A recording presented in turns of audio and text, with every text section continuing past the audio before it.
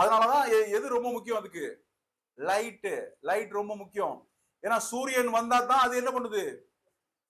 உண்டு பண்ணி அதற்கான சத்தை உண்டு பண்ணி அத வேறு ஒரு வேலையை பார்த்துட்டு இருக்கு, இலை ஒரு வேலையை பார்த்துட்டு இருக்கு. இலை சூரியன்ல இருந்து உள்வாங்குது, வேறு உள்ள இருந்து தண்ணியை உள்வாங்குது. பல மல்டி மில்லியன் ப்ராசஸ். ஒரு ஜீவனோடு இருக்கணும்னா எத்தனை ஆயிரம் ப்ராசஸ் அதுக்குள்ள நடக்கணும். நமக்கு அறிஞ்சது கொஞ்சம், அறியாதது எவ்வளவோ. எப்படி சார் அது அவ்வளவு டேஸ்டா இருக்கு அப்படின்னா புரியல. ஏன்னா கர்த்தர் படைப்பு அப்படி. இப்ப என்ன இருக்கு? இந்த தடி கட்டாயி உள்ள இருக்கிற வெயின் எல்லாம் என்ன பண்ணிருக்கோம்? காஞ்சி அடைச்சு போய் இறுகி போயிருக்கு இல்லையா? காஞ்சா என்ன ஆகுது? அதனாலதான் என்ன உண்டாகுது? கட்டை நம்ம வாங்கின விறகு கட்டை கொஞ்சம் ஈரமா இருக்குது. ஈரமா இருக்கும் போது வெயிட் ஜாஸ்தியா இருக்குது, காஞ்சும் போது வெயிட் கம்மி ஆகுது. ஏன்னா உள்ள என்ன பண்ணுது? அதுக்கு மேல ஜீவன் போற வழிகள் தேவையில்லை, இதாயிருது இல்ல. இப்போ இந்த கட்டையை கொண்டு எங்க வச்சிருக்குது? தேவனுடைய சமூகத்துல வச்சா அந்த ஒளி என்ன பண்ணுதான்? தேவனுடைய ஒளி, தேவனுடைய வெளிச்சம், தேவனுடைய மகிமை அது உள்ள வந்து வெளிச்சம் கிடையாது. அந்த கூடாரம் எப்படி இருக்கும்? இருட்டா இருக்கும், எல்லாம் மூடி இருக்குது.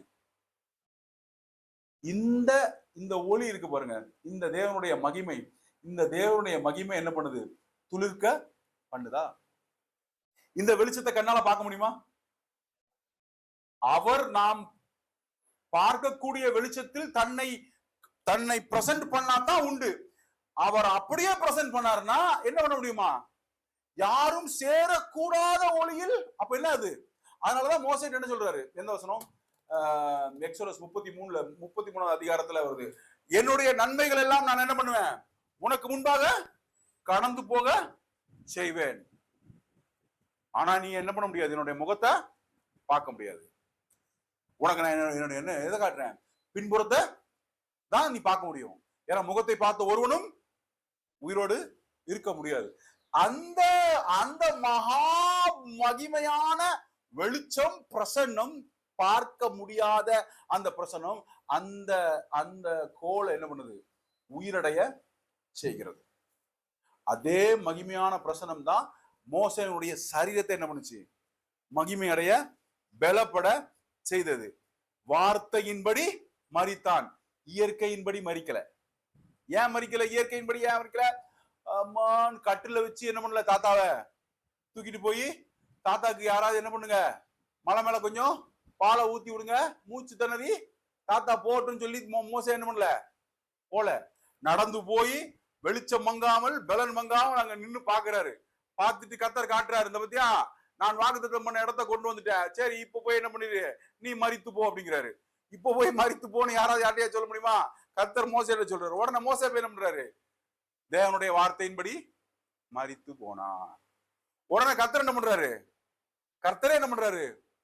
அடக்கம் பண்றாரு. பின்னாடி ஜூட்ல படிக்கிறோம். என்ன படிக்கிறோம்? இந்த மோசேவினுடைய சடலத்தை யாரு மேல தூக்கிட்டு போறா? அது படிங்க. ஜூட்ல அது ஒரே ஒரு அதிகாரம் தான் இருக்கு. புதிய ஏற்பாட்டுல வரும் ஒரே ஒரு அதிகாரம். அது பேர் தமிழ் என்னது? யூதா கேப்ரியல். கேப்ரியல் சடலத்தை எங்க கொண்டு போறாரு? கொண்டு போய்கிட்டு இருக்கும் போது பிசாசானவன் சடலத்தை வந்து என்ன பண்றான்?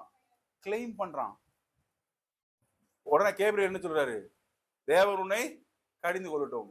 இந்த சடலத்தை ஏன் போய் கிளைம் பண்றான் பிசாசு? சடலத்து மேல அவனுக்கு இருக்கிற கிளைம் என்ன?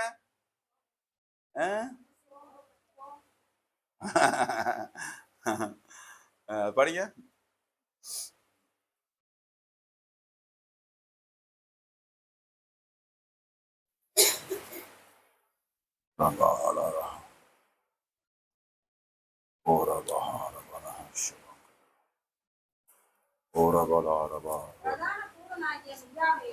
மிகாவேல்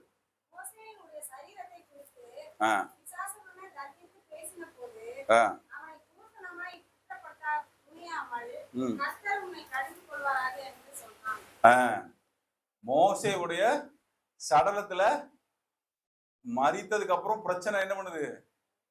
நடக்குது.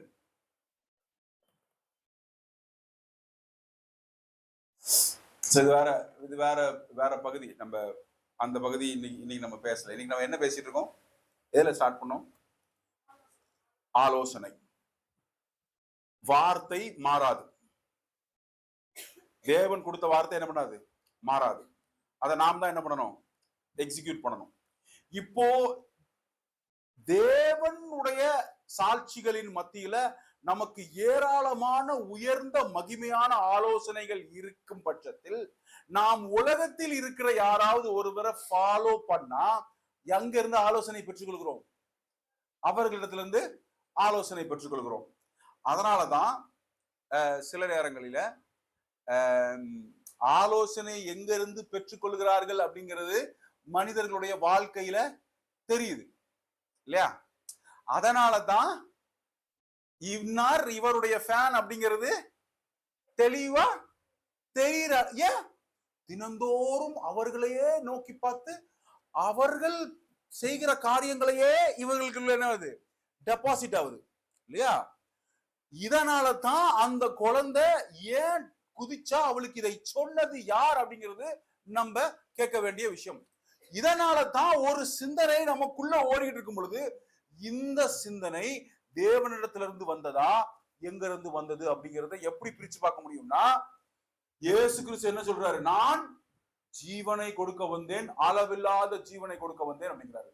ஜீவனுக்கு எதிராக ஏற்படுகிறதான எல்லா சந்தேகங்களும் எல்லா ஆலோசனைகளும் ஒரு நிமிஷம் நம்ம ஆராய்ச்சி பார்த்தோம்னா எங்க இருந்து வந்துச்சுங்கிறத புடிச்சிடலாம். உதாரணத்துக்கு இப்படி பார்ப்பேன்.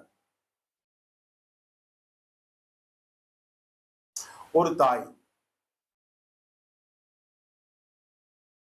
தன்னுடைய புருஷனை பத்தி மகன் கிட்ட அல்லது